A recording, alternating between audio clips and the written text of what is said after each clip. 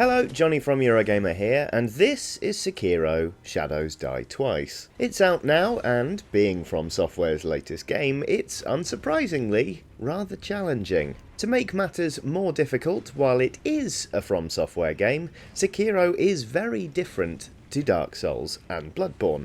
So, while you may be a seasoned veteran of those games, or the Tenchu series that came before it, there's still a lot to get to grips with in this new adventure. So, to stop you dying quite so much, I've put together a handy list of 8 tips to get you started in Sekiro, Shadows Die Twice. By which I mean I asked Aoife for some tips because she's a lot better than me, and then I stole those tips from my own, and I made this video.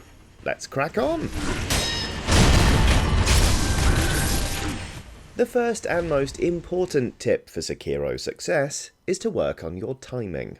It may sound painfully obvious, but nonetheless it bears repeating. Combat in Sekiro isn't about pouring damage into your enemies until they fall down dead, a la Dark Souls or Bloodborne. It's about reducing their posture, the game's term for guard or defense, in order to open them up for one devastating strike. In other words, you're not trying to cause death by 1,000 cuts, you're getting around your enemy's defenses to land the killing blow. Your enemies, meanwhile, are similarly trying to overcome your defences, and you can only block so many hits before your guard is broken. You'll doubtless have noticed how little shielding attacks comes into play here, so parrying attacks is vitally important. Watch your enemy, get a sense of when to start that all-important parry, and most importantly, stay calm, and you should have a much easier time of things in combat. If you're finding it difficult and repeating the same segment over and over again is getting annoying, or worse, spreading the dreaded dragon rot throughout the game world, you'll be pleased to know there's a training area where you can brush up on the fundamental skills at your own pace.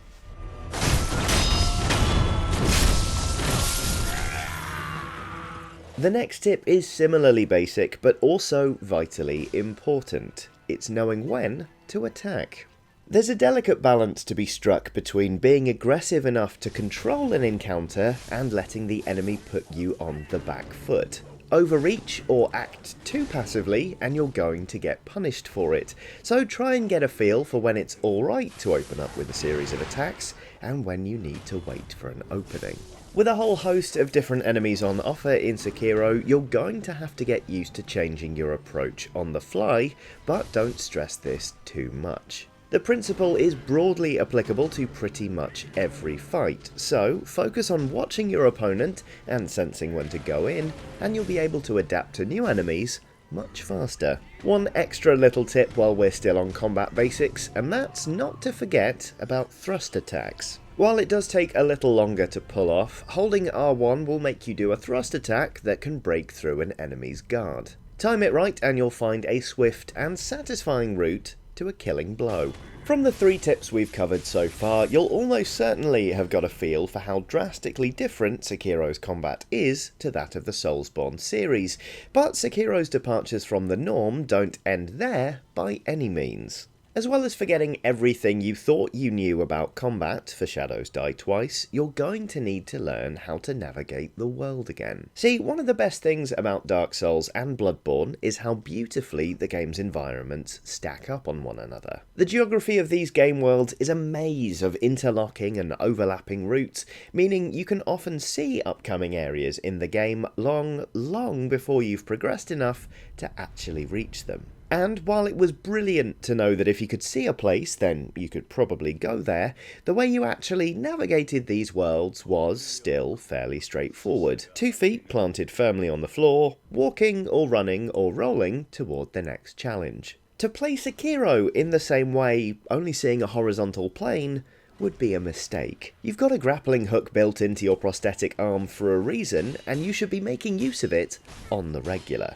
As strange as it may seem at first to see a From Software game in which you can slingshot yourself up into the rafters, Rooftops are definitely your friend. For one thing, they lend you a tactical advantage over your enemies, letting you leap from a great height to come crashing down on an unsuspecting victim, which is always satisfying. Moreover, getting high up is also really useful for surveying an area and getting the measure of the encounter to come. Being able to make a plan of attack in advance is really useful, of course, but it's also pretty important when you consider the consequences of dying. It's not just your experience and currency on the line, after all. Repeated resurrections will sicken the NPCs in the world around you and affect the way the game plays out. Taking the time to pop to a high vantage point and get a read on things is a good way to avoid unnecessary deaths, not to mention leveling the playing field before getting properly stuck in.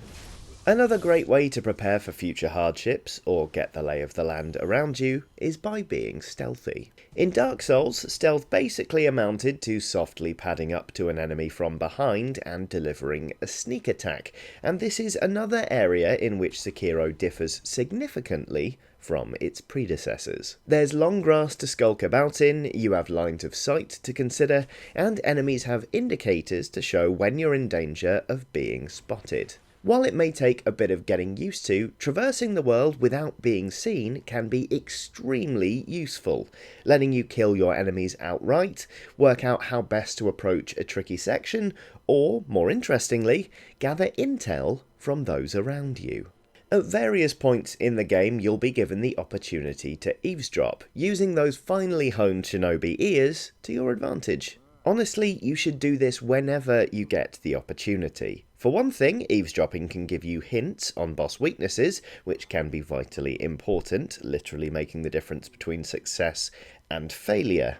Overhearing conversations can also point you in the direction of where shinobi tools are hidden, helping you to diversify your arsenal.